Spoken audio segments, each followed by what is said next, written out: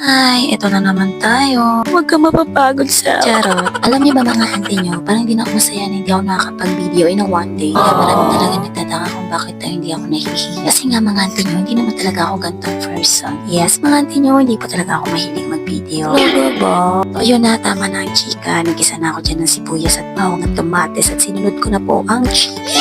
Lagyan din pala ako dyan mga auntie mo ng asin at suka. Yes po, hindi na po kasi ako gumagamit ng magic sarap. At pinakulo ko lang yan mga auntie mo hanggang sa lumpas ang kanyang tunay na sarap. Uy, gano'n. Dami talagang alam masabi lang At nung kumulo na nga siya mga auntie mo, sinunod ko na rin yung patatas kasi medyo matagal siyang lumambon. Ayun, pakukuling ko lang siya ulit. Alam niyo ba mga auntie ko, mas ginusto ko na lang mag-video-video, ilibang yung sarili ko, even na walang nanood, basta masaya ako sa ginagawa ko. Masabi lang talaga. So ayun na nga, kumukulo na siya. Diba nakikita niyo din naman?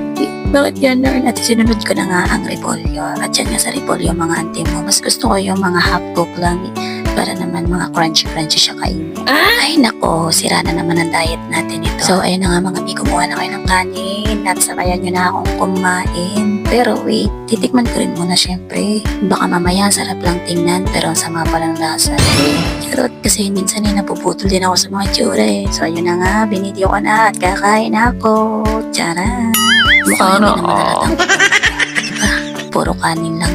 Talaga naman, may laman pa ang mga sumubo ulit. Painggit pa. Lamang, bye-bye.